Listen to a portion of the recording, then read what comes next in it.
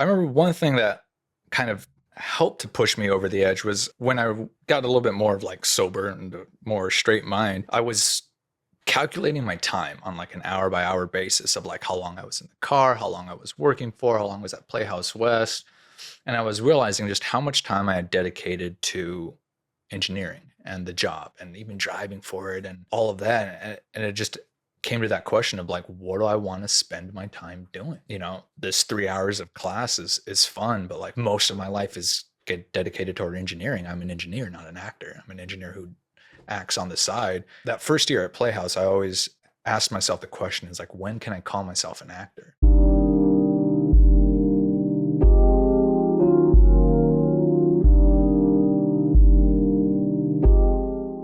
Hi, everyone, and welcome to the Sam Dever Podcast, episode 130. In this episode, I speak with actor and creator David Edward Reyes.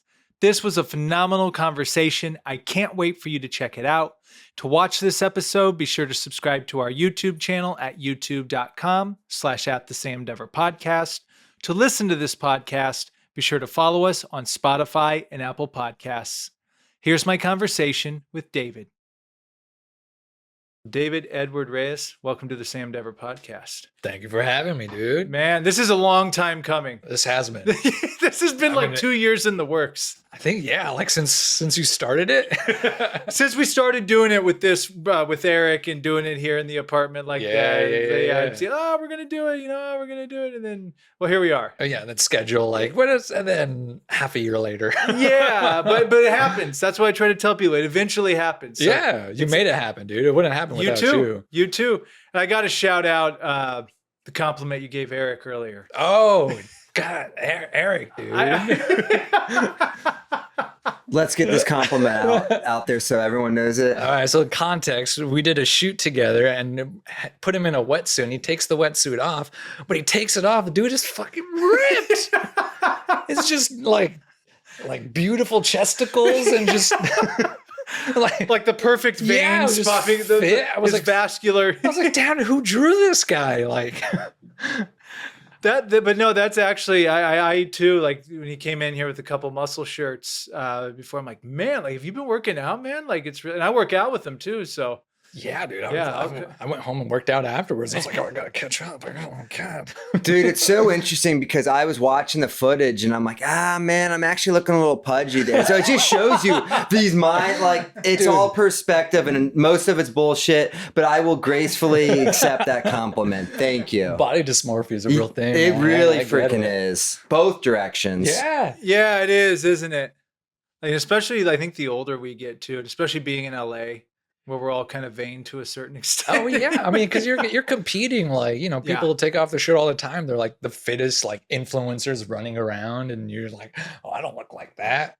But you look fantastic for an average person. Yeah, right. You go anywhere else, you're like, hey, you work out? Oh, thank God. No, you are right about that. Or I just saw this clip. Someone's like, you go to the gym, you look to your right.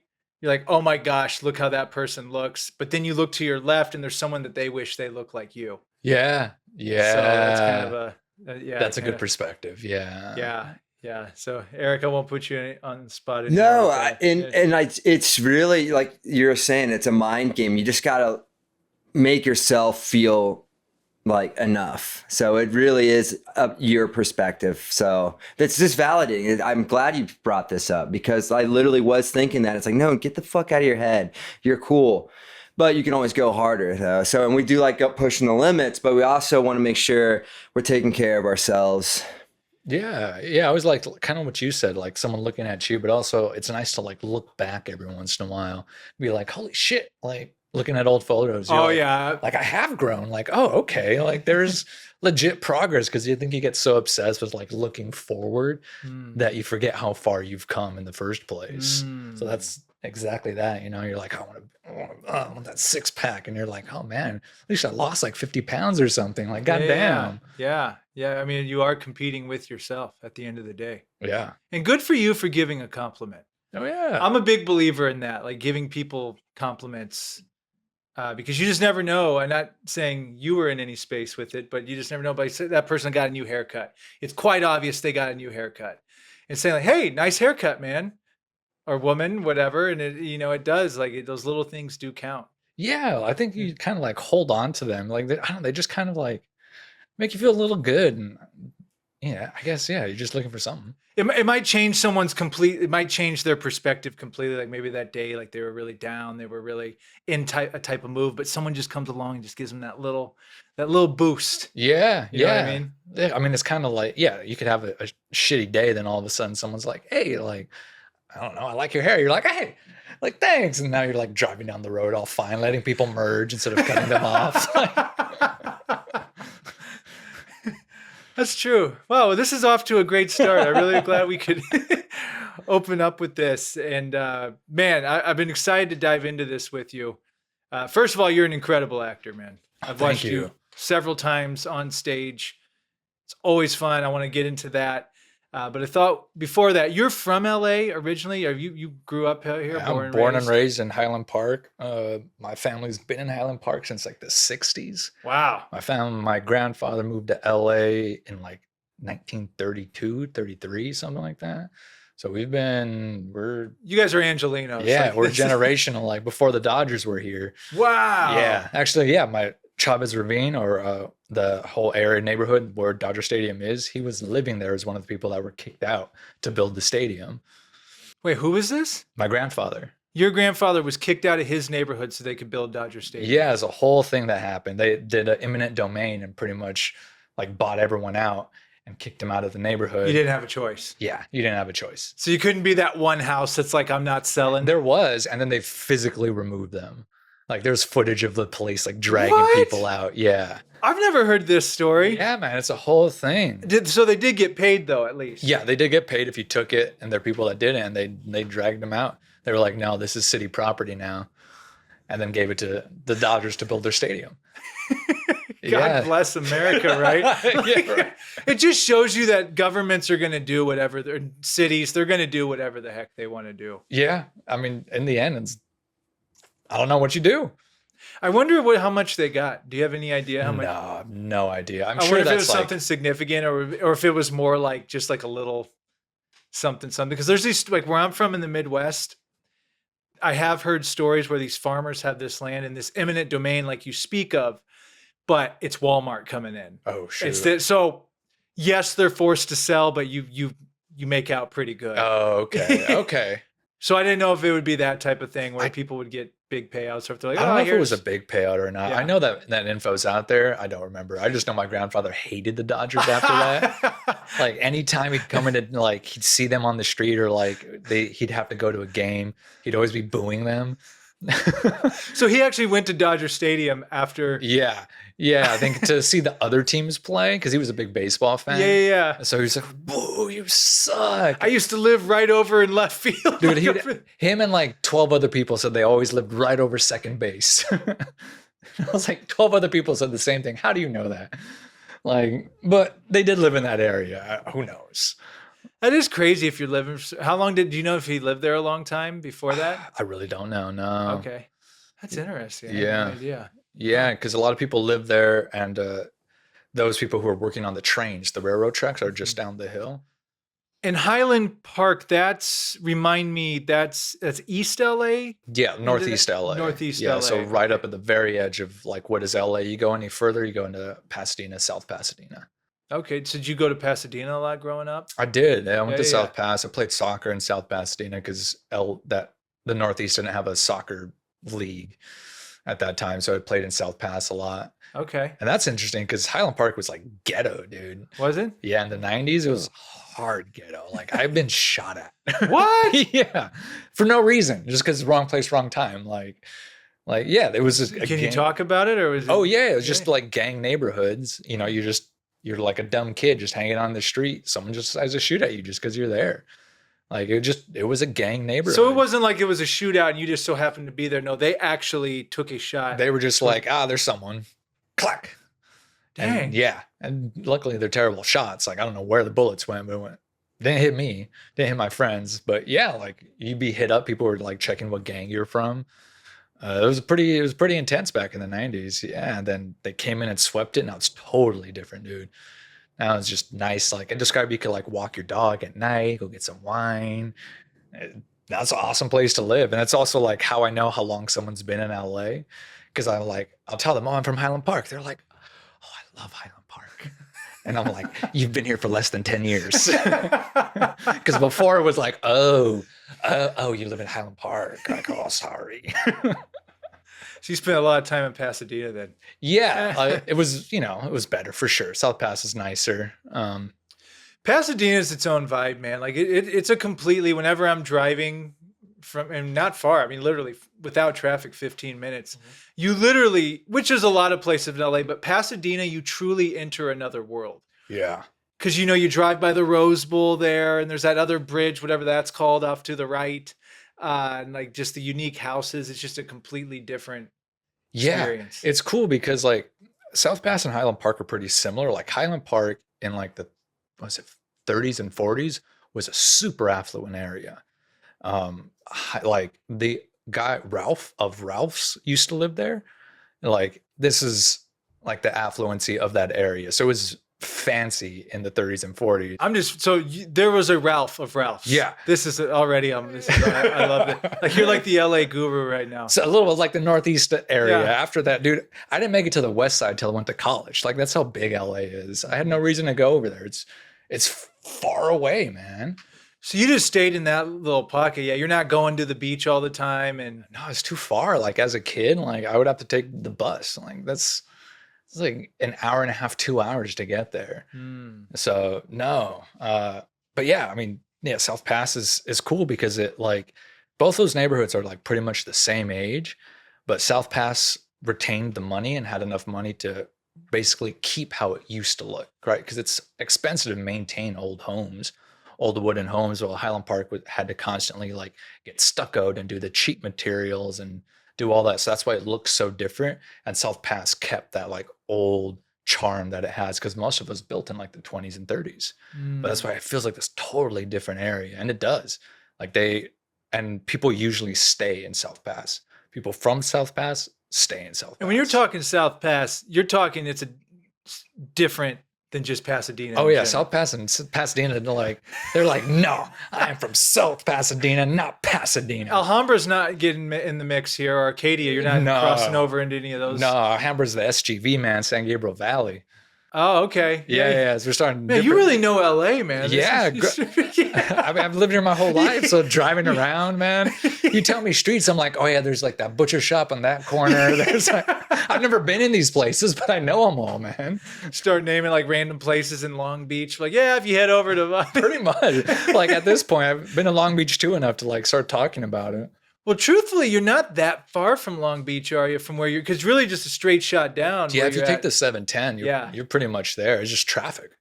It's funny because I've been out here 7 years, but for jobs, I've done a lot of driving out here. So I got to know out here pretty quickly. And I do love how there's just so many pockets of LA. So it's interesting when I listen to somebody that grew up in this specific area you're talking about. Because yeah, if you're a kid with no car, like when you got a car, it's different, but I do understand when people are like, LA doesn't really have a steady public transit system. God, I love LA, but it's terrible. Yeah. It sucks. We have like the worst transit, I think, public transportation system for a major city in the States.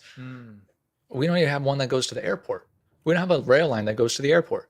Oh, yeah, you're right. I think there'd be something like a tram. Your international airport, you don't have public transportation, a train that goes to it. They're building it now because of the Olympics, but are they really? Yeah. Do you know where it's going to go from? No, I think it's supposed to connect to like what was the Purple Line. So honestly, I don't remember. I think at least it's supposed to connect to Union Station. And that's downtown, right? Yeah. Huh. Wow. LA. Weird, man. Weird. So I did a little digging. Little scope of your Instagram. Oh yeah. Were you going to be an engineer? I was. How'd you go from wanting to be an engineer to becoming an actor? So I was an engineer. Oh, you were an engineer? Yeah. Holy shit. Yeah. So I went to UCLA. This is again why I went to the West Side. First time I went to the West Side was for college. And then I ended up working as a spring engineer for about 3 years. So you got the degree, everything. Yeah. So 4-year degree, or did you get the? it was just a bachelor's. Bachelor's. Yeah, yeah. No, I'm done with schooling. That was already hard enough. Yeah. So yeah, I ended up actually making springs for a living. So it was materials engineering, but yeah, I made springs, all kinds of springs for the nuclear, medical, and aerospace industry. Whoa. Yeah. Dude, I had no idea. Yeah, man. And I hated it. I hated all of it.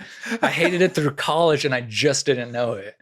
Like I struggled, like it was hard. Don't get me wrong. Like I struggled like hell, but I didn't love anything about it. And what's funny is I used to be a part of organization and I'd make like promotional videos and marketing videos. And so I was already like making films, acting in them, like directing my own things through this organization. But I just like never realized how often I did the acting thing. I just never called it acting. And so it was after I graduated that I just hated life, man. I was making great money. Yeah, engineers do very well. Yeah, I have no college debt. Like I got rid of it within 3 years. Like I was doing great and I was like, yeah, I'm making money. And so I just decided to drink like crazy. The thing, like my humble show off, very depressing show off, I don't know what we call that, is in 1 year, I spent $20,000 on alcohol. That's how much I was drinking. So because you were depressed? Yeah, dude. I didn't know what I was doing with life. I didn't want to do engineering, but that's all I knew. I mean, that's what I'd been living for the past 5 years in college. And then I did it for another 3 years. And I was depressed. So I didn't know what to do. So I just went out and partied. That's a lot of money on drinking. Like Right? I started to think about that. Like, that's actually quite a bit. I mean, dude, even if you spend $1,000 a month, that's absurd. Yeah. Like, but 20,000. I was like, were you just going to the bar and like just having ridiculous tabs Yeah, and I would probably just- paying for other people's drinks because you were making no, great dude, money? it's just my drinks. I'm not paying for nobody else's drinks. But yeah, I was just like, I didn't care. I was like, yeah, there's the credit card. Like, screw it, throw it on. Like, just buy the drinks and get drunk and then go to work and do it again the next day. So I was drinking like 4 or 5 nights a week. So Okay, so you're doing this, you got the engineer job, you're making great money, you're hating it. So what's the turning point where you're like, okay, something? yeah, I mean, it needs to was go. kind of like that. It was just something like something needs to change. You're just so fucking depressed all the time. Like, what is wrong with me? What is wrong with my world? And it took like an honest assessment of just like of how much I hated it. Like there was nothing I wanted to do in engineering.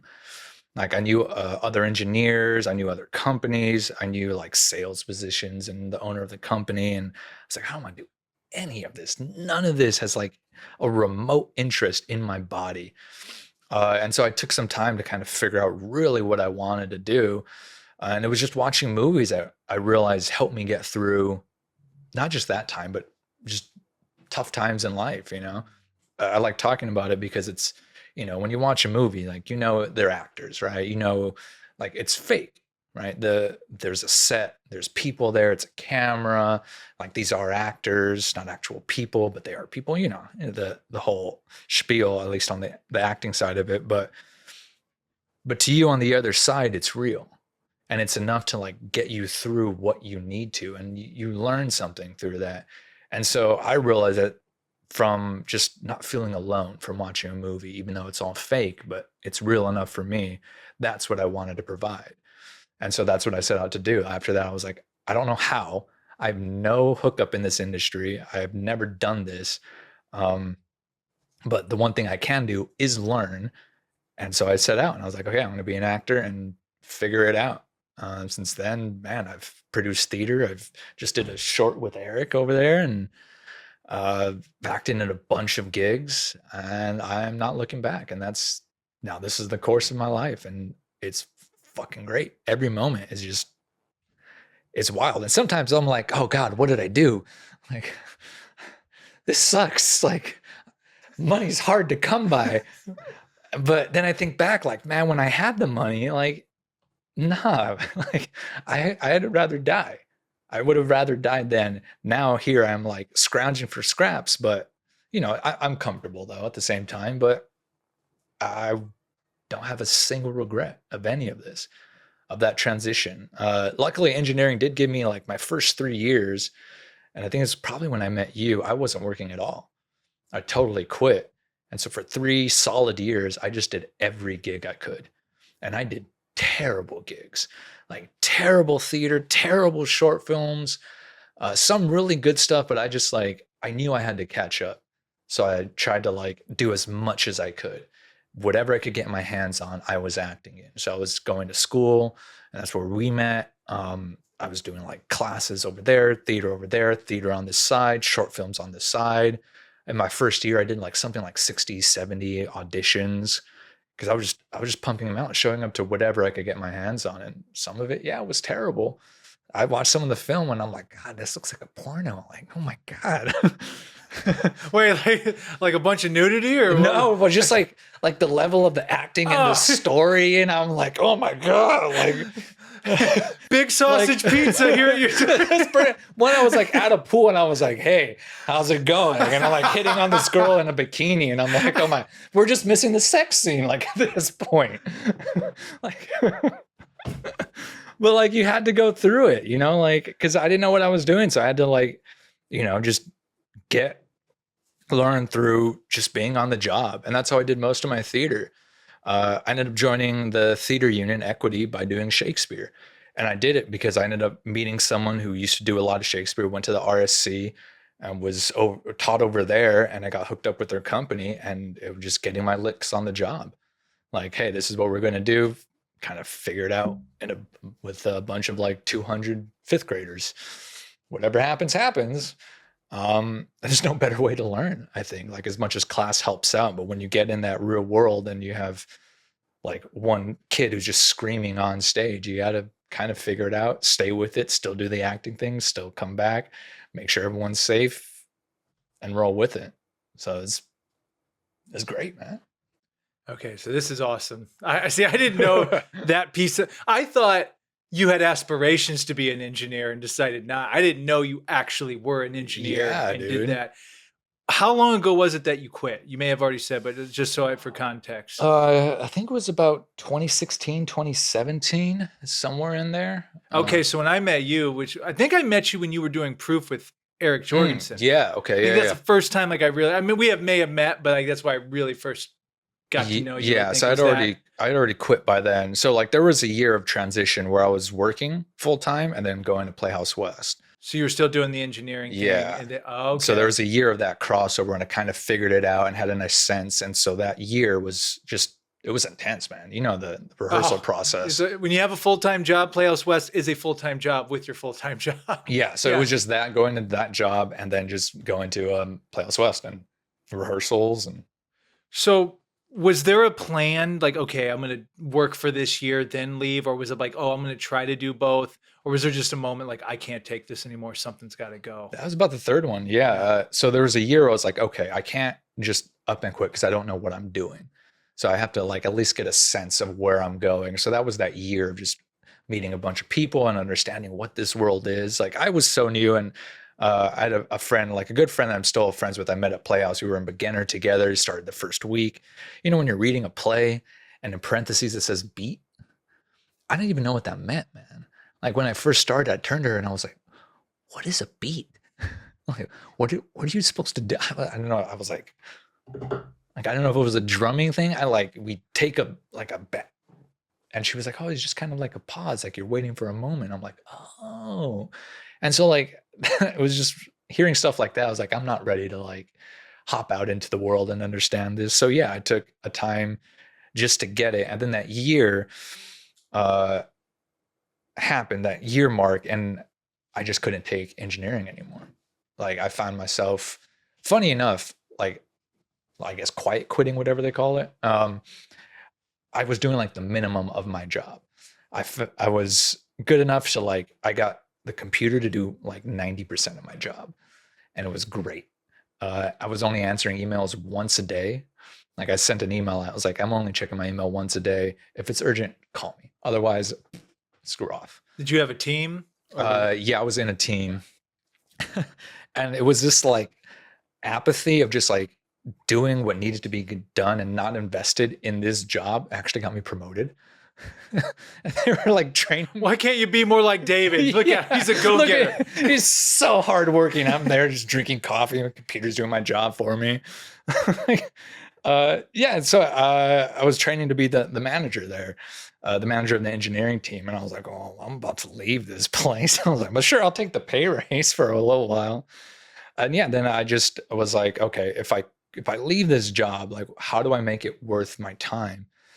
And that's when I started auditioning. I was like, okay, the only way to make it worth is to like audition as much as I can. So that included like, I did a show down in like Chapman University, which is like an hour and a half drive. I did it in Long Beach. I would head up north. Like I was Santa Clarita. I was driving all over the place. I was like, this is my job. And so I would do a show that's far away, like because I wasn't working though. And one day I just, I wrote my letter. I was terrified to give my resignation letter though. I remember I had written it for like a week and I had it on my desk and I couldn't give it because I was terrified of what that meant, of just leaving this secure, safe job that you can work for the rest of your life. And people have like, there are older engineers who like should be retired, but they're just like, this is a cushy gig. I'm just going to stay here.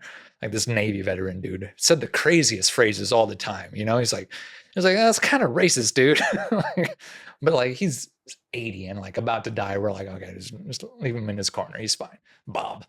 And so, yeah, we just ended up switching over, finally gave that resignation letter. And the only thing that forced me to give it, I was still terrified to do it, was because I had already scheduled a Europe trip. So I was going to go to Munich for Oktoberfest with my friends, and we'd already scheduled it out. So literally I was flying in 2 weeks. So I was like, this is the day to give it, because otherwise I'm gone for a month that I have not requested vacation for. And what am I just going to disappear? So I was like, now I have to give it. And I gave that letter and everyone was just shocked at the company because they didn't know I had this whole side life essentially. And most of them are really supportive. They're like, well, good to meet you. Hopefully see you around. And I've had some of them actually come out to my place since then. They, give compliments and they're just really supportive. I've gone out to the company once or twice just to say hello. They were great people. Just the world is just not for me. Then Europe was fun. That was a great time. Oktoberfest was wild. Is it like Beer Fest? It pretty much was, but everyone's super friendly. Like everyone's just there to like make friends in this international place. And it was just a good time, but it was such a nice transition because, stepping out into a different world, not having a job and then coming back and getting that like life altering kind of chemistry to now reset. And it's like, now what do I do? And those were those auditions, man, those terrible shows, a few good ones. It was kind of a weird time, but yeah, it didn't work. I think proof I still wasn't working. And I was just going to Playhouse West and doing as much as I could. I love that. And you tapped into something that is huge. I think if we could dive a little bit deeper into that, what pushed you over the edge and gave you the courage to really quit the job? Because I think, in my opinion, it can be actually harder in people in that position to pursue the arts sometimes when you do have the 4-year degree, you do have the cush job, you have the guaranteed security, especially with engineering. Like, there's a lot of engineer jobs out there. But the thing is, you have your engineer degree. If you ever wanted to go be an engineer again, you could. But you know what I mean? Like, because I've had this conversation with people before. Like, they're just like, man, I want to go try this thing. I want to do this, but I just don't know. Like, was there like something specific that you're just like whether it was like, man, if I don't do this, I'm going to regret it, or I just can't take it anymore? You see where I'm going with that? I mean, I think it was a few things. I remember one thing that kind of helped to push me over the edge was I started, when I got a little bit more of like sober and a more straight mind, I was calculating my time on like an hour by hour basis of like how long I was in the car, how long I was working for, how long I was at Playhouse West. And I was realizing just how much time I had dedicated to engineering and the job and even driving for it and all of that. And it just came to that question of like, what do I want to spend my time doing?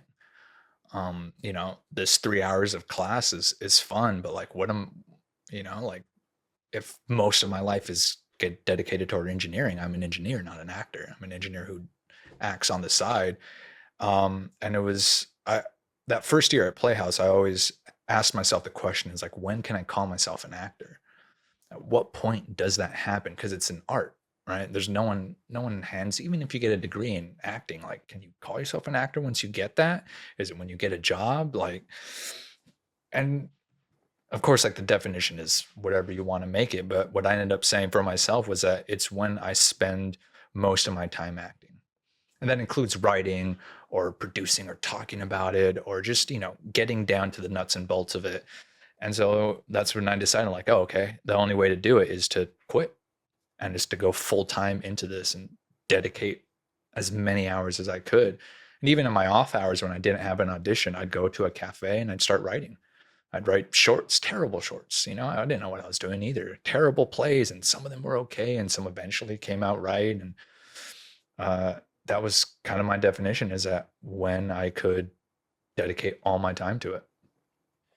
Okay. Yeah. No. This is incredible. That's awesome. I had no idea that backstory of you, so that was a treat to listen to. And Oh man, you yeah. said you had been involved in some acting, because I guess where did that come from? You said you had done like some projects, but you didn't think much of it, type of thing. Yeah, in college I Yeah. had made like little films and things like Yeah. as promotional like commercials for the different events we were doing. And no one asked me to do this. These were my ideas. So I was like, we're gonna do this thing and like we're gonna use all these places on campus and we could rent a camera from the school because they give it for free. They have resources. And before that, I even had like a little like, video recorder in like elementary and junior high. I was making stupid little films with my friends and from the longest time. And even like when I was like through elementary school, it's always like finding myself playing these characters. In junior high, I used to like, I remember we went on this trip, this class trip, and me and my friend were like, oh, let's pretend we're British. We're going to convince everyone here that we're British. And I'm sure it was a terrible accent. I don't know. But, we were like occupying these characters, and it was just kind of realizing that timeline. My entire life, I had been like acting adjacent. I've been playing these characters. I had been writing. I had been shooting things. And that's where my heart was. That's where it lied. That's the time, if I had it, naturally went toward there. So that's when it just became, screw it, let's do it full time and never look back. Yeah. Well, and so you've done a lot of theater. Yeah. Is theater more your focus over film? You do both, but it seems like, because theater, I mean, you don't just do theater, like you do like Shakespeare type stuff. Yeah, man. You do the Shakespeare's high-end stuff. great. I mean, that's funny. Like the Shakespeare is the dirty stuff, though, man. Like, What do you mean by the dirty? Like it's just like it's so raunchy. Mm. Like it's just a bunch of people trying to have sex with each other most of the time. Like when you boil it down, sex, and then when that doesn't happen, they get pissed off and kill each other. Like there's like sex jokes and dirty jokes and STD jokes and dick jokes. It's all over the place. Like when you start diving into it. And I think that was the fun for me, because I had the same idea, like, oh, Shakespeare's like this high fluent, like fancy things for fancy people. I was like a little ghetto boy. So I was like, oh, it's not for me. Like that's for those rich people. Then I got into it, and Romeo and Juliet was what turned me. And I was like, oh my God, like this is hood as hell. Like these two gangs just going at it. They just want to have sex. This cousin's all pissed off about it and he's going to go murder that other one. I'd live this life. Like, one of my homies got jumped because this woman wouldn't have sex with him. And he got pissed and kicked her out. So her brothers came and beat him up. And I was like, this is Romeo and Juliet. Like, this makes so much sense to now. And like the more you like dive into it, it's like, oh yeah, like this is just like the narcissist teacher you have. Like, and I think that's what made it so much fun. It's so real life. Yeah. Once you get like through the language, which is hard, like, What's your favorite Shakespeare? Do you have a favorite? It's Romeo and Juliet. Hamlet is creeping up there though. I've been working on Hamlet, so just in my head. But Romeo and Juliet, it's just an action movie, man. Like just a bunch of fighting scenes, people making out. Like, what do you want, man? Well, and I have to bring this up. I definitely want to talk about. Is it called Vincent? Oh yeah, Vincent. I remember going to that play. What's that been now? Has that been 2 or 3 I years think it's ago? at 3 years now. Wow. Yeah, right. Duh. Whew. But I remember you had worked on that for a while, and then I went and saw it, and boy, it was incredible. And Oh, thank it's you. a one-man show. Yeah, it's a solo For show. anyone, Yeah. can you take us through that journey of what that project was, like what inspired you to do it, Oh, and just that yeah. experience? Oh, dude, that's one of those things that I'd like. It started at Playhouse West, actually. Jim Jarrett did it. But one of the things, this was in like beginner. So the first few months, a group of us, Jim Jarrett had visited, gave a talk, and he was like, I'm doing Vincent at his Meisner studio up in San Francisco. I was like, let's road trip, dude. Like, screw it. Like, let's go, let's check it out. And so we caravanned up there, a bunch of us. We stayed in this hostel, saw Vincent that he did, and I was struck. I was like, this play is amazing. Like the first time in like a play locked in my head. And then, you know, like a lot of people, Vincent had been my favorite artist since I was like in second grade. And I didn't know a lot about him, though. I never bothered to learn about the man. And after I saw Vincent, it's so fraught with like, the play is just about the brother, right? The brothers, Theo and Vincent, and their love for each other. And it's just this family plays, you know, how do you support your family when they're struggling, you know, and you're doing good. And, you know, it's kind of, I've been on that side of doing fine, but not doing fine, fine on paper, but not emotionally fine. Like this is kind of the, you know, the debate as an artist you end up having, which I ended up understanding. So for about 6, 7 years, I had that play in my head. You know, I had bought it and I'd read it every once in a while, and I was always struck by it. I'd read the letters. There's like thousands of letters. That's the funny part, is that Theo and Vincent, they you know, wrote letters to each other throughout the entire time. Theo kept all of Vincent's letters. So we have pretty much all of his letters. Vincent kept one of Theo's letters.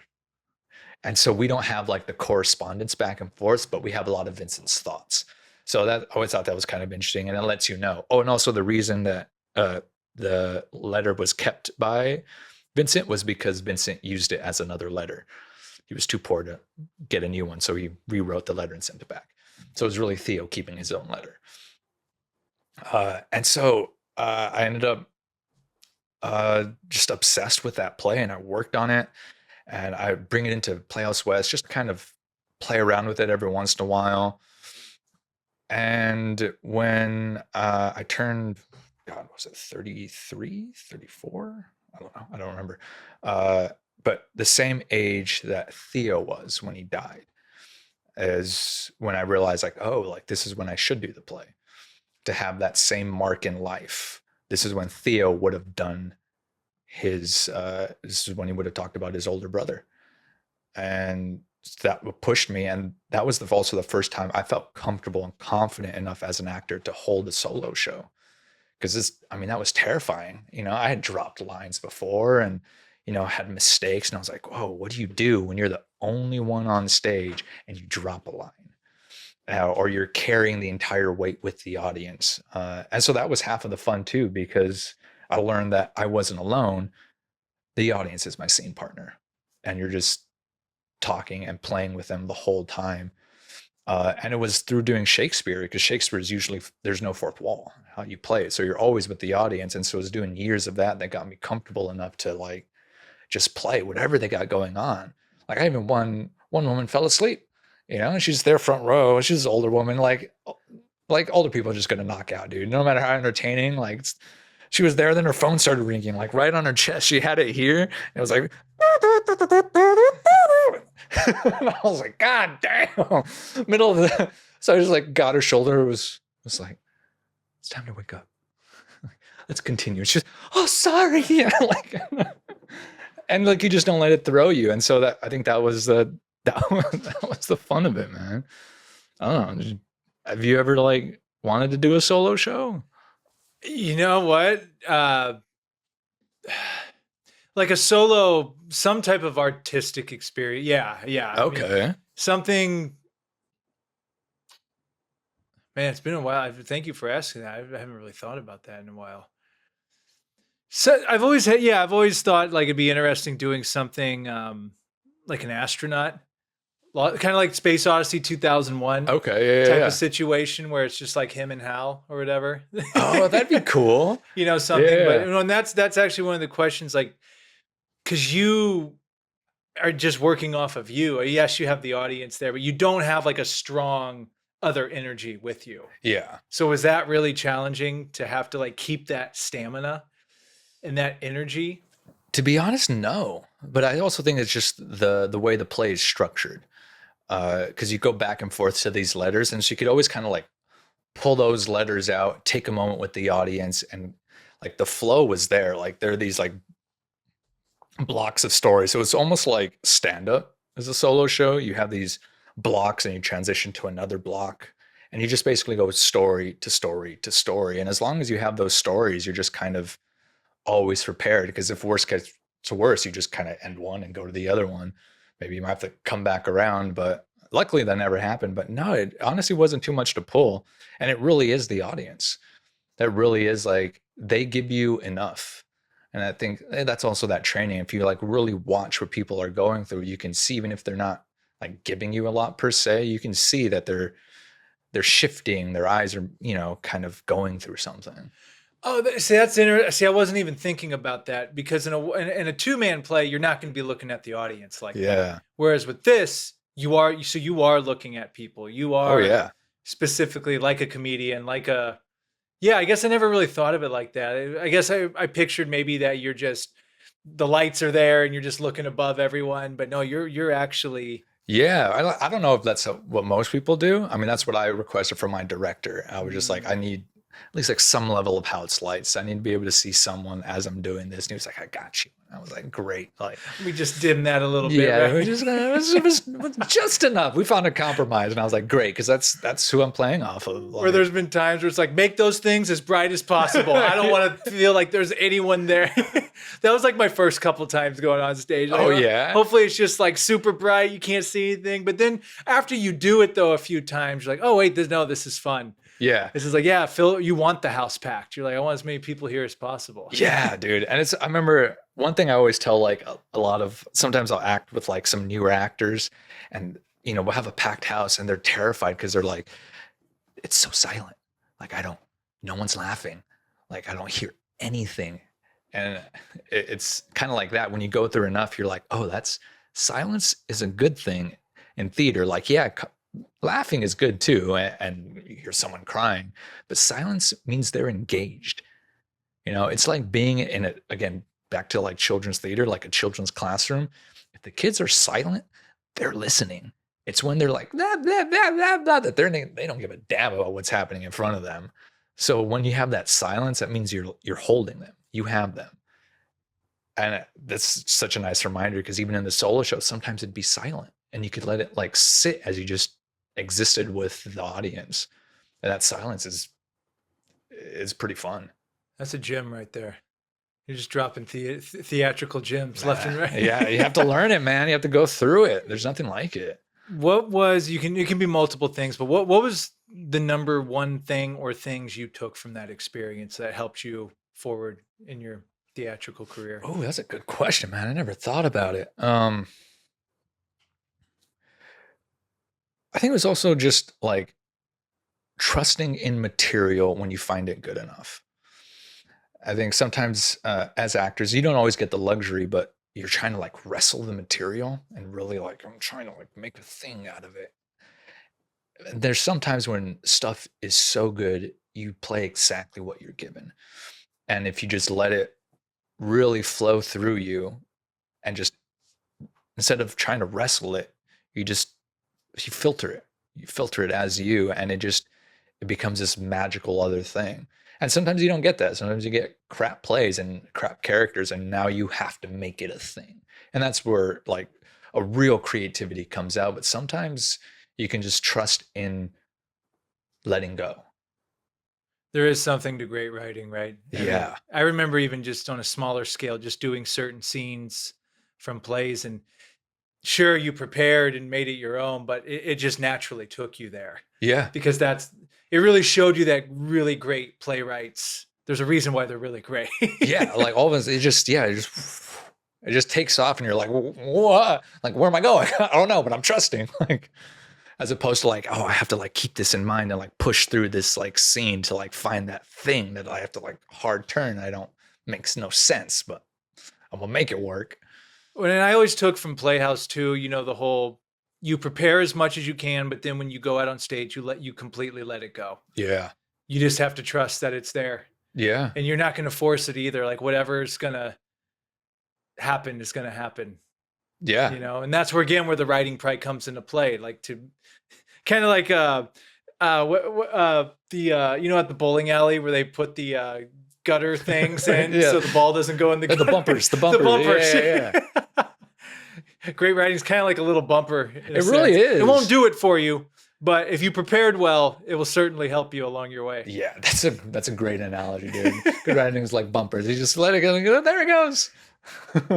And then after that, did you write a play after that? Didn't you do something in Long Beach? Yeah. So on the side, me and my dad ended up producing theater that he mainly writes. I do his editing on.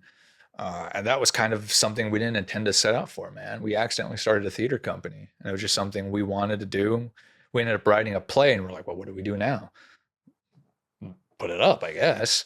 And then it was like, what do we do after that? Put it up again. What do we do now? Write another one? And now we have 3. He's working on 4 and 5. We've done 7 productions. 1 in Long Beach or 2 in Long Beach. We've done 1 in Chicago, a couple in LA. Now we're also trying to get 1 done in New York, maybe New Jersey. That's what we're working on right now. Just kind of ended up evolving out of just wanting to do stuff. And now, had your dad been involved in theater before you had even been involved in theater, or he just decided, hey, I want to start writing plays? Was that from maybe watching you? He started getting ideas, or? Yeah, so he'd always done creative writing kind of on the side, just purely as a hobby. And it was, fun little stories about our animals and that kind of things. And he'd read it to us, but never anything like even remotely professional. He never wanted to do it as a profession, at least that I know of. I never directly asked. But then he showed me a play he'd written in college. It was like, maybe a 1 actor, maybe about 20, 25 pages. And I was like, oh, this is really cool. This is really an interesting world. It was a true event about in his high school during Vietnam, that the school was only acknowledging the white students who were serving. And they weren't acknowledging any of the Black or Latino students who were serving. And so there was this big protest about it. And they eventually got the school to acknowledge all people who were serving in the military in Vietnam. And so we wrote a play about that. And we ended up we worked on it for 2 years, and we ended up putting up a version of it. We ended up, the main core of it, that was the main story. And then we ended up asking the question of like, what motivated this woman to go through this trial? And so we found her home life and wrote the play about what it was like at home. And it ended up becoming a story about generational trauma of war. Just how different families have served. Like my grandpa served in Korea. And so you get these like senses of just how the war can affect families, especially those from working class places, which is all over the United States. So it's although it's based around Latinos, it's a pretty universal story in the States. And so we ended up putting that up. We got really good reviews. And the best part about it though was, we wrote this play about the Vietnam War, and it attracted a lot of veterans to it. And we were very, we try not to get too preachy about it. We're trying to tell the real story, like just real people going through real experiences. And we had veterans come up to us and they were like, man, that is exactly it. And it's like, that is how it feels right there. Because the main story ended up being, why did one brother join the military? And how the family feels about that. As soon as he graduates, he's joining the military. And so what do we do with that? There's a younger brother, the older sister, the dad who had served, and everyone just sharing their experiences. And the veterans were like, yeah, that is exactly it. And then they would like almost like get to this different state. And then they'd start telling us their stories. And some of these are brutal stories about like, their loved ones who had passed away, or, talking about their mom who's always like every day waiting for her brother to come home that was never coming home. And they just, and you know, these are strangers to us. But from seeing this play, they felt comfortable enough to tell us these stories, these just truly vulnerable stories. And it kind of links back to what we were saying about how I just wanted to provide a feeling of like, you're not alone. And that's what kicked us off on it. And then we were after that, like, okay, what's the next thing? What's the next story we're telling that's relatable and is relevant? Several productions later, and now we're working on another one. Yeah, congratulations. Yeah, man. And that's really cool. You get to work with your dad. And I mean, could you have ever have predicted that when you were just handing in that resignation for engineering? No, dude, where life is taking me now is like nowhere near. And what was cool about that first production, I actually cast my mom in it. Wow. And then my sister did the costumes, my brother did the tech on it. And so we literally just family affair creating this theater thing. And like, when I was engineering, I never thought like this, not even like never thought like this, not even the realm of like real life that something like this can happen, that your whole family can like work on something together and you make something that from like the inception of just talking about an idea to people actually witnessing it. It was an incredible process. And no, I never thought this was going to happen. What's the name of the company? I mean, we're just doing it. Yeah, we don't even like officially have that. We have an LLC to like just protect the assets that we already had. Sure. But we're still That's even more beautiful, actually. Yeah, we're still like, no, we should probably name it or something. We should kind of do He'll come to you. We should do some kind of branding, maybe. Like, you're like, we don't have time for branding. We're just doing. Yeah, we're just like, we're just sending an email that we got a new play. Come and see us. You know, and I'm curious to get your take on this. I'm glad you said all that, because you being as active in the theater as you are, with AI and technology infiltrating the film space, I think, and other people have said this as well, I think there's going to be more need for theater than ever. For people that really want that human experience, especially if they really start going heavy on AI this and AI that in film. Some people are like, no, I want this raw actor experience. I mean, live theater is going to be the only place you can get it. Yeah, no, that's the same thing. I have a friend who's worried about AI too. She does a lot of film, and I'm just like, start doing theater. And she's like, no, like it's too terrifying, because she's always done film. And I was like, yeah, I mean, your job might be threatened. I don't know what the future holds with that, but like, and no matter where the technology goes, I don't think theater ever leaves. It's never left. Like, I know there's always like every like few years I read an article that like theater's dead. It's dead. And I'm like, in a sense, yeah, but it's more about like the business model of theater is dead. Theater always exists. It will always exist. You tell a story by a campfire, you recap what's going on in your life, you're doing a version of theater. And that interaction is, 100%. So no matter what's going on with AI, there's always that need for theater. It may not be as formal as we recognize it now, like an institution of theater, but maybe that's also its time of change with that institution as well as we know it.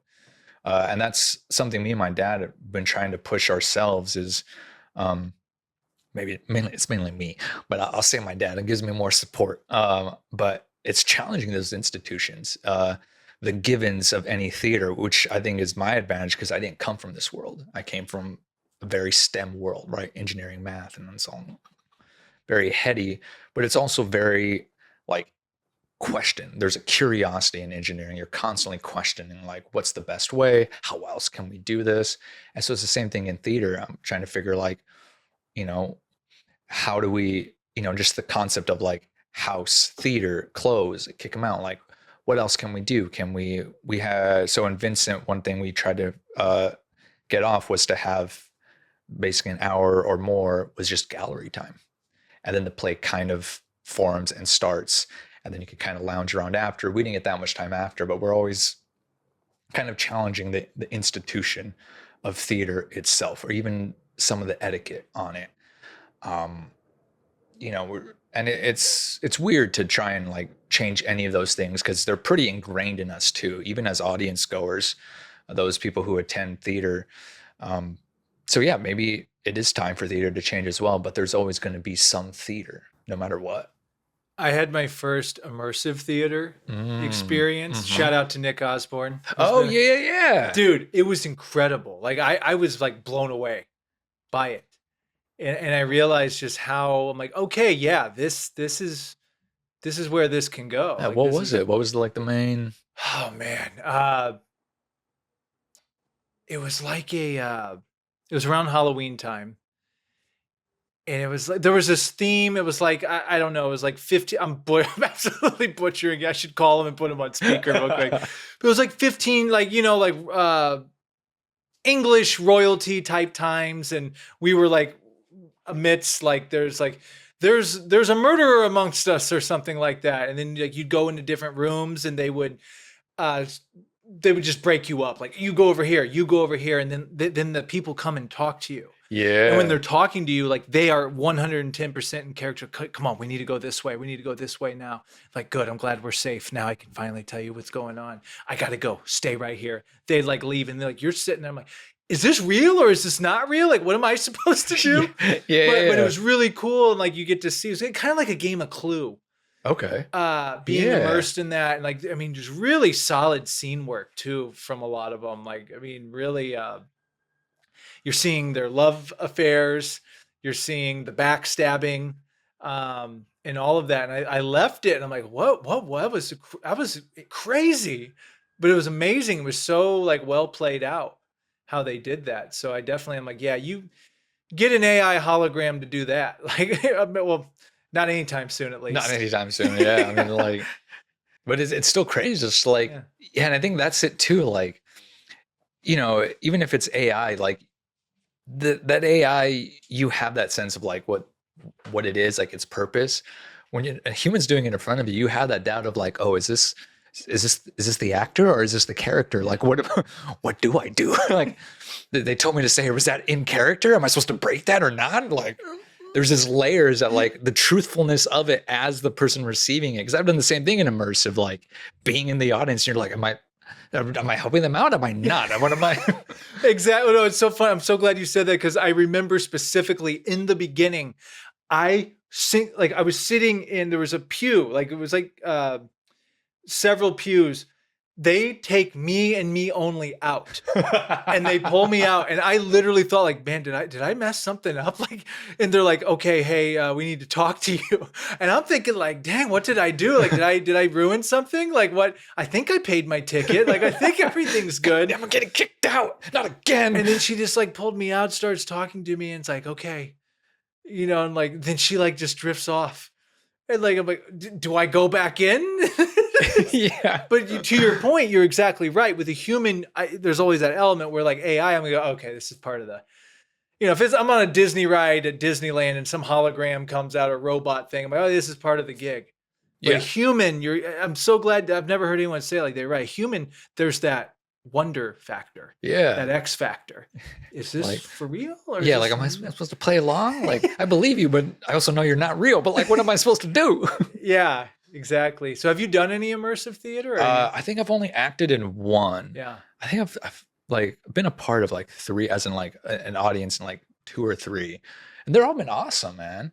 Immersive as an actor is really fun too, because again, like, you don't know what the hell they're gonna do. Sometimes people say really great things, and you're like, that's actually really smart. And like, that's the great thing, is that you can like just say that. Like, I've never heard of that before. And them on the other side, like, it could be a genuine compliment. You could have heard this before. Like, now we don't know what's real and like what's a part of this script. Like, that's like the fun of it. Like, they actually blow your mind in the moment. Like, oh, dude, no one's ever said that in rehearsal or anywhere. Yeah. They just totally shattered our concept in one statement. That's a good point. That is a loophole. Like, we'll have to solve that. We need to talk about that afterwards. So right now, so you guys are writing stuff, you're shopping it. What's the feel like when you're shopping these plays, even outside of LA? Is it pretty receptive? Like, are a lot of people like open for you? Is there a need for and want for it? Yeah, there is. Honestly, the hardest thing we found about doing theater in another town is not the desire, is us getting the word out. Like, it's, when you do it here, you have like a deeper network than I think you realize as you just, people and it spreads out pretty quickly. Um, when you're in another town, you have to start from scratch. And so we do this grassroots of like, talking to local shops, talking to other theater people, trying to find the communities, just working class communities, and really trying to get that. And that's the hardest part, is just getting the word.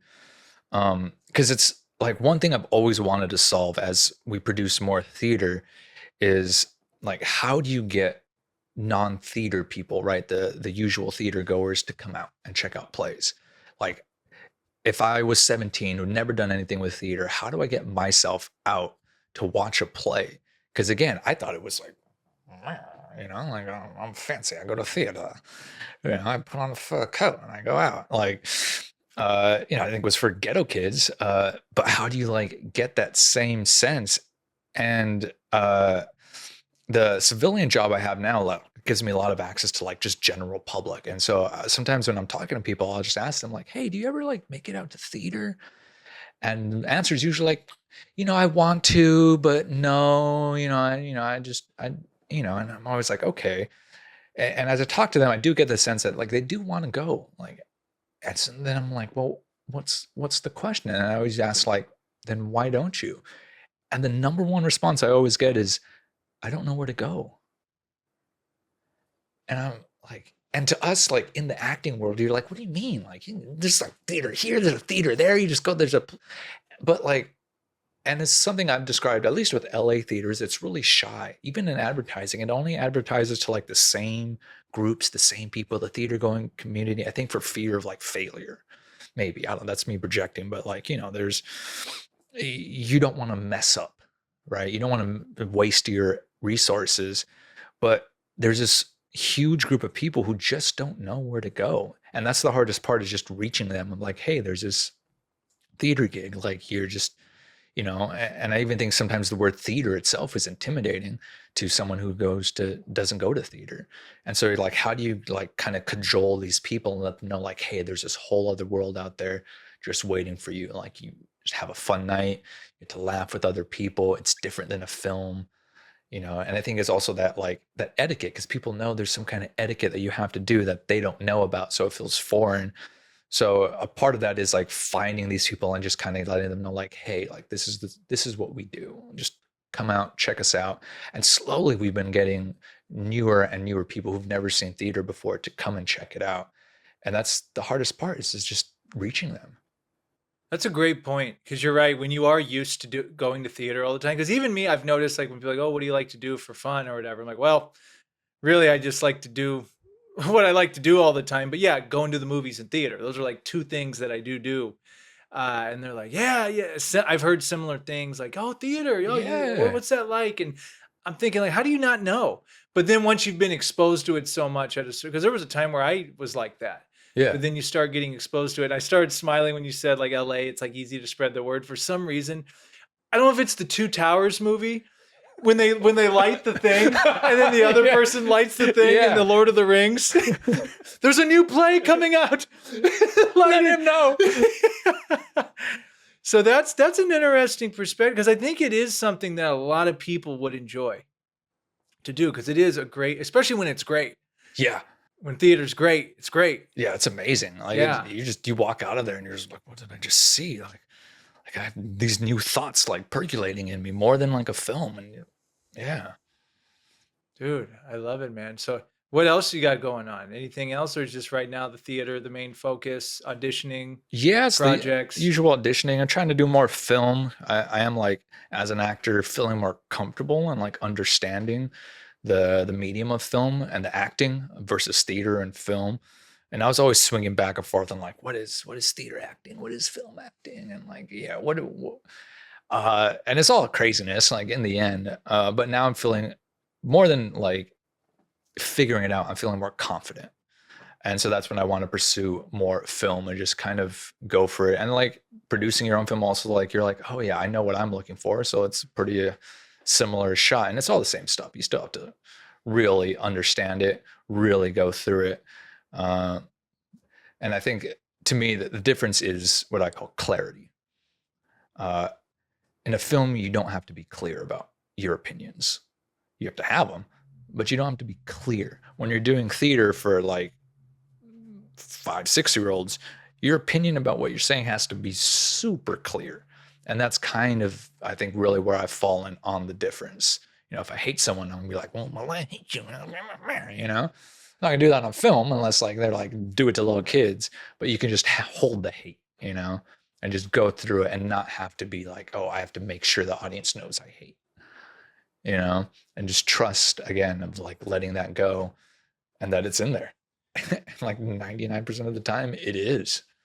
Well, because in film too, there's so many things you can add, Mm-hmm. with flashbacks and B-roll and all different things to like tell that story. Not that you can't do some of that in theater, but I see how it's a lot more difficult. Yeah. I mean, like that's what's cool about film is that like it's a series of images, like, and that juxtaposition, that contrast, that comparison gives context to the next image.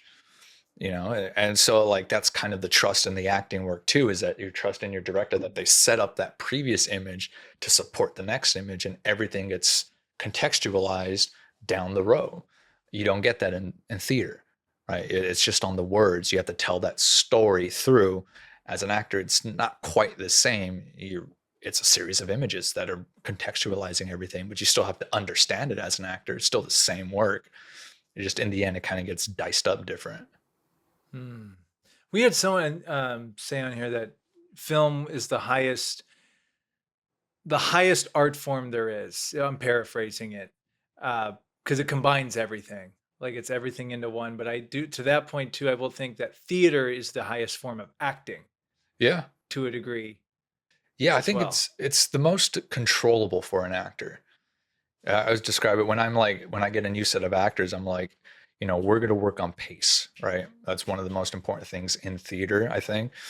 And that's because the actor is the editor. You're editing on the fly. And so you have to be able to keep the rhythm or slow the rhythm depending on what's going on with the audience, just like you do in a film. But, you get the luxury of like taking the time. All right, this is a little slow moment. Let's pick that up. In the theater world, that's the actor's job. You're like, all right, we got to move through this. All right, let's slow this down. And you're editing on the fly. You're doing most of that stuff on the fly. I love that the actor is the editor, and then also another huge. And you pretty much said it, but just the whole in film, it's like, wait, cut that. Let me redo that or whatever. With theater, it's like, yeah, nope, something gets dropped or something gets messed up. You better just keep going because you're out there, like you're exposed. Like I was like, one of my favorite things to describe theater to like non-theater people, I was like, it's like a sport. You have rehearsals like practice. You like practice the same thing, the same play over and over and over, and you have coach there like, no, that's not it. Like ball goes left and then it goes in and then like, yeah, your rehearsal's the same way, but then night of game night, you're by yourself. Like, all right, good luck. Like, I can't go and play the game for you. It's the same thing in theater. You're like, all right, now, well, it's on you. You better figure it out. And then like film doesn't have that same chaos, but it has that like that rehearsal variety. You get to capture those moments that happen in theater that no one else is going to see. Like those special moments that happen in rehearsal, you just can't capture again. You get to capture that on film and then do a different one and do a different one. And then you get these string of like magical moments that you do get to preserve. So, I mean, yeah, you get these two different styles for an actor to like really play with. Yeah.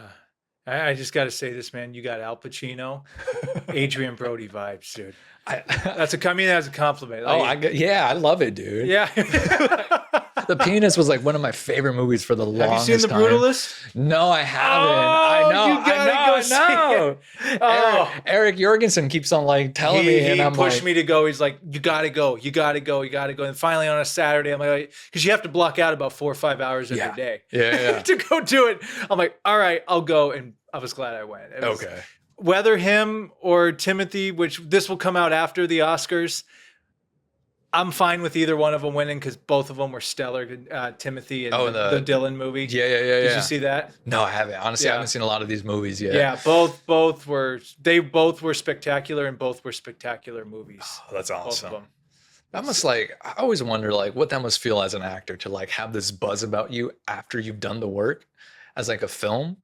Because like, you know, usually in theater, you get your reviews and you're like, all right, now you're going through the run. You're like, yeah, I got this confidence. But like, they've already experienced it. Like, that's done. That's wrapped. They're like on to the next project. And now you have to like hear about this later. I don't. Add another one, Adam Driver. You kind of have those vibes. Like, but Adam Driver talked about that. I watched an interview with him. Force Awakens. And then like, what's the one he did with Scarlett Johansson that was incredible? I think he got nominated. Oh, Marriage Story. Marriage Story. Yeah.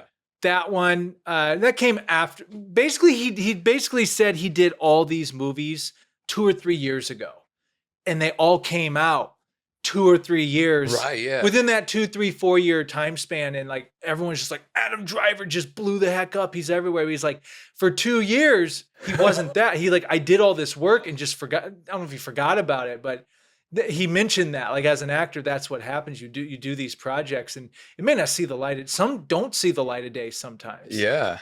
But True. Yeah. I was just thinking about just the process of like getting recognition, but no, like from rap to like when the actual film comes out is so long. Especially Hollywood. Yeah. Yeah. It's like a year plus. Yeah. Oh man. Yeah. So that's, I don't know, man. I think it's just like, again, it goes back to you just have to do it, be in it for the right reasons too. Like you have to really love this Yeah. thing and do it, you know, Hollywood and all that jazz. Because I've sat with myself with that. Because if you're doing it for money, if you're doing it to try to get famous, if you're in for a rude awakening, yeah. really Yeah. very quickly, this town is very humbling. Extremely fast. Yeah. You'll get humbled real quick. That's always like something I tell a lot of my like actor friends who whenever they like book a role or something, even if it's small, like a student film or, you know, they're doing a showcase at their school. In that vein, I'm always like, you have to celebrate those little wins. If you book anything, like go, I don't know, get some ice cream, like listen to your favorite song, dance about it, because no one else is going to do it for you. And like, it's going to completely eat you alive if you don't, because then you're just like, all right, I got the gig. Okay, well, what's the next audition? What am I doing next? What am I doing afterwards? If you don't take that time to like absorb that win, man, it'll just destroy you. No, I love that. And I gotta relate to you on something you said earlier when you first stopped the engineering job and you're like, okay, acting is my job now. This is what I do. When I left my last corporate thing, very similar. It's like, well, this podcast really became I'm podcasting all the time. Like, we're going to do this all the time. This is my day now. Like, still have structured days, still have agendas, and that may not be the way you're going to do it forever, but and I'm curious to see, like, it does unlock things. It keeps you in momentum, keeps you moving forward instead of just sitting around like, oh, I quit my job now, or what do we do now type of thing. So when you were doing that, I'm sure that like staying busy like that helped you progress and kept you enthusiastic. Oh yeah. I mean, you have to make mistakes. Yeah. Get your licks. Yeah, your reps you have to. And I'm sure like you probably had the same thing during this podcast of learning and like. We still do all the time. Yeah. Like, and then, you know, you just hopefully make less as you go along and you learn at least from every single one. And sometimes they look different, the same mistakes, but like, yeah, I mean, you just have to keep on going and you're going to hit the mistakes. And that's kind of the fun of it. Like, you have to learn to enjoy those mistakes, because then you're going to have like, look at that thing. That was crazy that happened. Can you imagine? Like, yeah. You know, an audience member had her phone ringing during my show. Like, great. If that ever happens again, I'm ready. Yeah. So, like, I mean, yeah, you've got to have some fun with it too. Yeah, because then you have that structure, and then of course you also have to change with it, whatever that brings on. I love that. Eric, you got any final questions or comments? Yeah. One thing that's been sticking out to me is you seem very at a really peaceful place with acting. Did you ever have to deal with any like bitterness or jadedness or anything towards it? Like once you quit your job and then, you know, a couple of years start piling up and you're like, oh shit. Cause like right now your energy seems very open and really, really good, very favorable for your craft and stuff like that. Has it been that way this whole time since you quit? Pretty much. Yeah. That's cool. But it's mainly because of like, when I quit, I never gave myself like a time frame. And I think that was one of the most like beneficial things to myself. It was like, this isn't me quitting to try out this other thing. Like, this is me quitting to do this for the rest of my life. I don't know what that's going to look like. When I'm 60, what does that look like? Am I going to be stable enough, or, I'll have to do another job maybe, but like, this is it. Like, this is what I'm going to do. Even with like relationships, I've had like, people are like, oh, so when are you gonna buckle up, and like, go back to engineering? I'm like, I'm not. I was like, it's like jail. I ain't going back, dude. Like, and the same thing with like, if I have a relationship, I'm like, this is a part of it. Like, this is going to put strain on it, but this is how I keep myself happy first. And then I can go ahead and spread that love to other people, just like the airplane rules, put on your oxygen mask before helping others. I got to take care of my mental state first. Let me get to a baseline, and then I can continue on. And acting is a part of that. And so, yeah, it's just kind of knowing that this is it. And so every day is just a new experience to learn from, and not, even if I don't get a gig, I get disappointed. Of course, there's like things I want. I'm like, oh God, I wish I got that. But then I know, like, okay, well, if I'm really upset about it, especially theater, well, screw it. I'll just do it myself. If I don't book it, okay, in 10 years, I'll put the show up myself then. When did you know it was time, your time at like Playhouse, like, or one of the schools you go? Like, how do you know when you're done there? It's really when you're not absorbing anything new. Like, all the information that the teachers were relaying, you already were seeing. And you're like, oh yeah, like that's, oh, dude, you got to work on that like thing. And then they relay the same information, and you're like, okay, well, I don't know how much I'm gaining from this. And also, if you're kind of aware of your own limitations, like, I know I got to work on that. And they remind you, hey, you got to work on that. Then you think you've kind of exhausted their pool of knowledge. And it's time to kind of find someone new, or to start working on something different yourself. I think that just happens with pretty much anything, with any teacher. Eventually kind of just exhaust what you two can continue working on together, and then it's time to find something new. And that's always a tough process, though.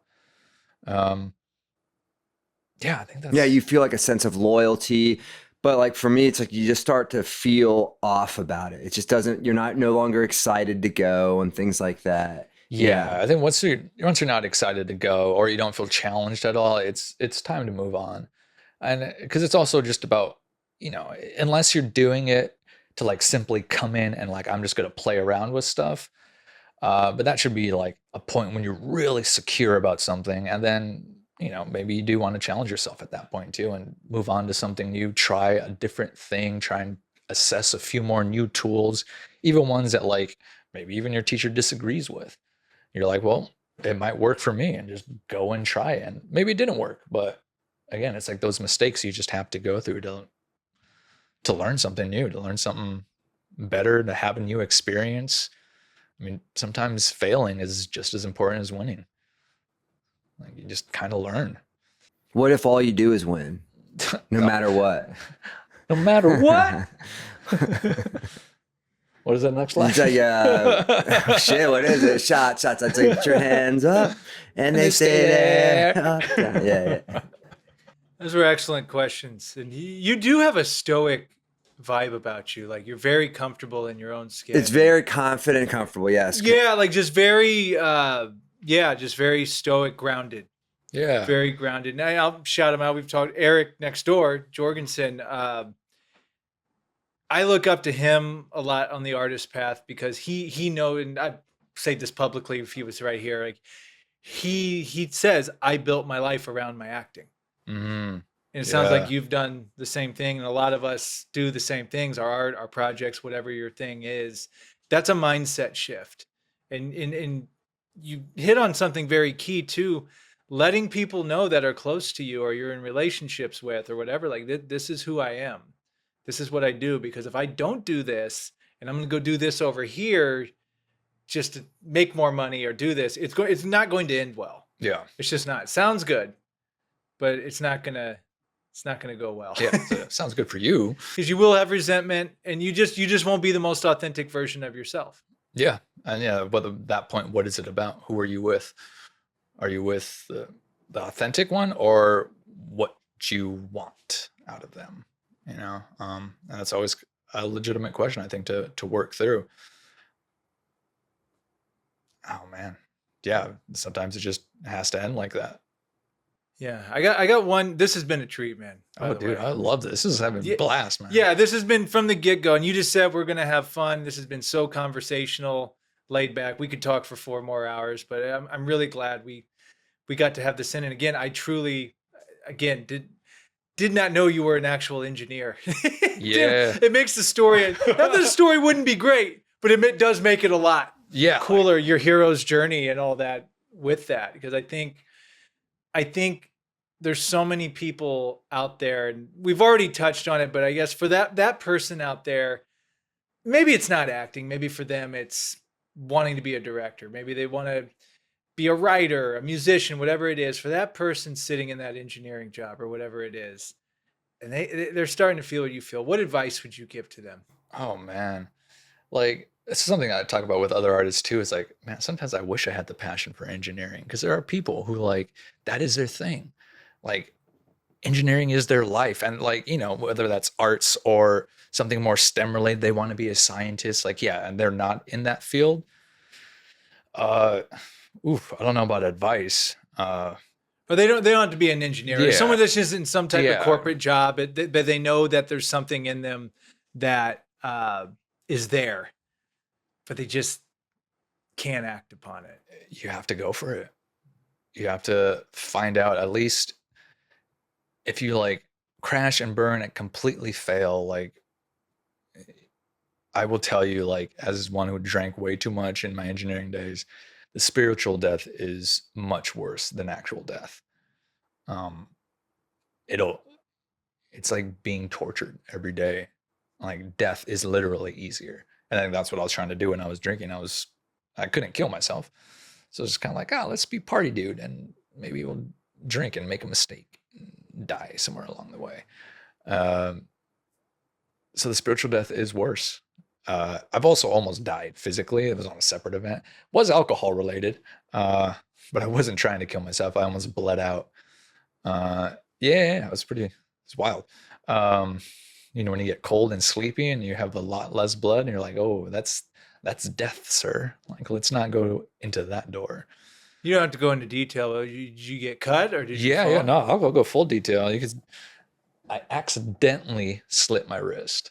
Oh.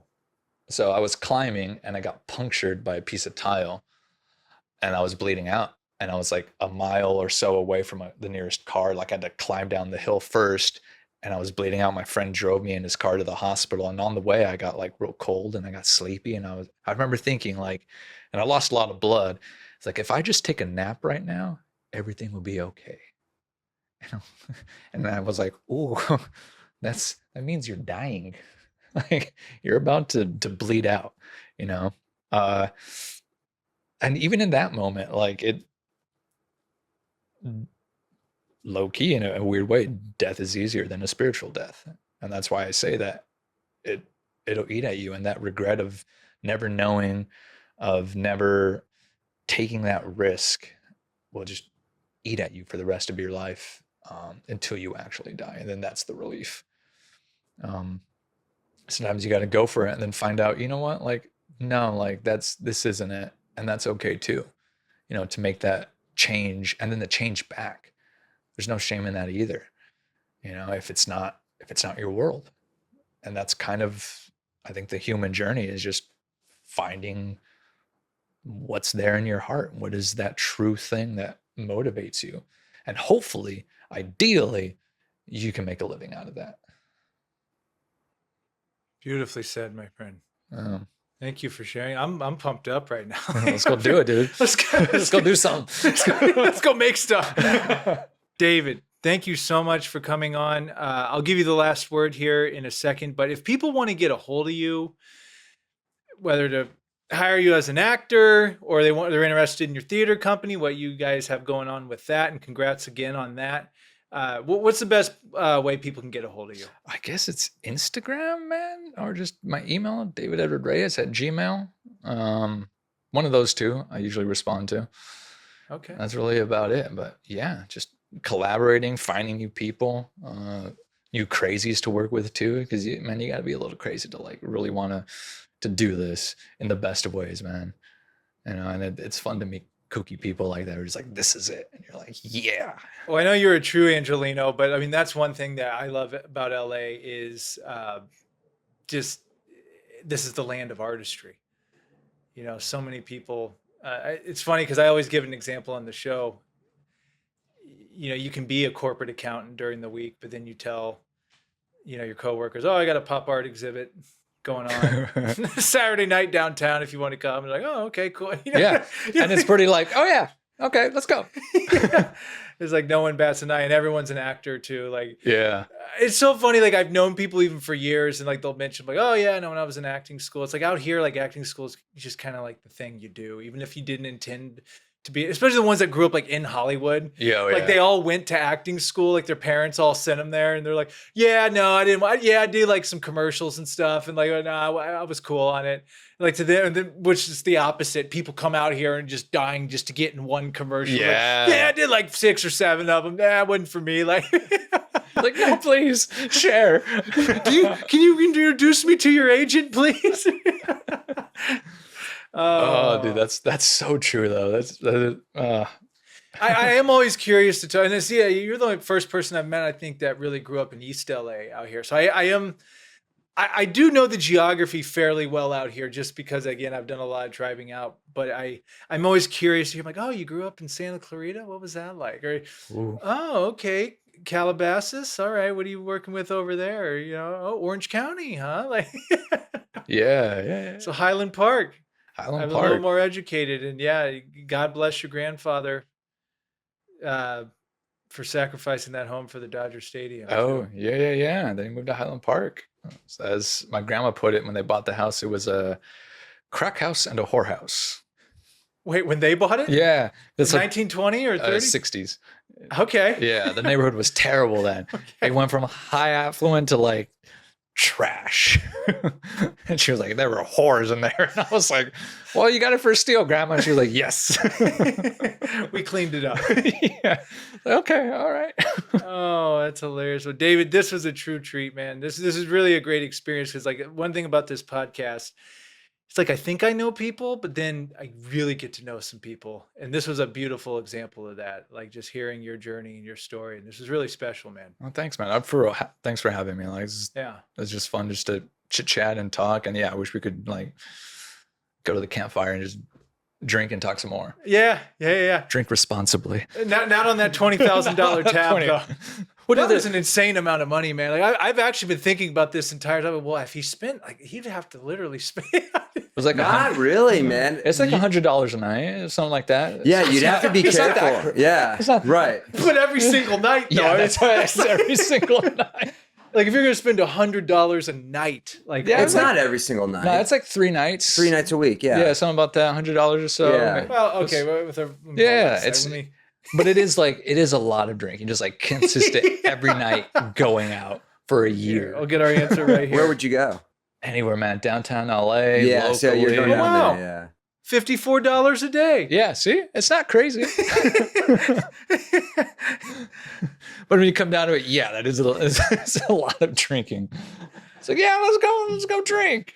Like, yeah, let's just take shots. Fuck it. Like, every year I gained like 30 pounds, man. It was amazing. Well, like you said, there's the spiritual death and then the physical death, but now you're on the opposite end of that spectrum, living your truth and your most authentic self.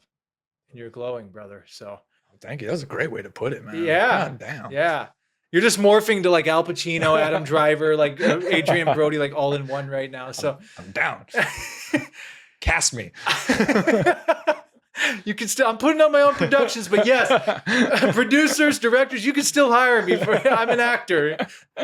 So brother, thank you so much for this. I always give the guests the last word. You've already given us so much. It can be as short or as long, deep as or as shallow as you want it to be. How would you like to end this podcast? Oh man, just overall, thank you. Thank you. Mm. David, till next time.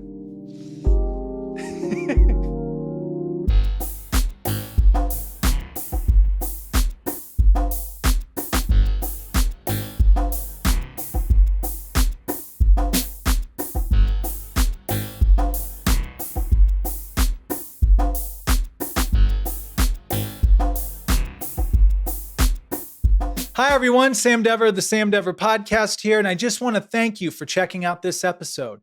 To watch and listen to future episodes, be sure to follow us on Spotify and Apple Podcasts, and subscribe to our YouTube channel at youtube.com/@the Sam Dever Podcast. Thank you so much. See you soon.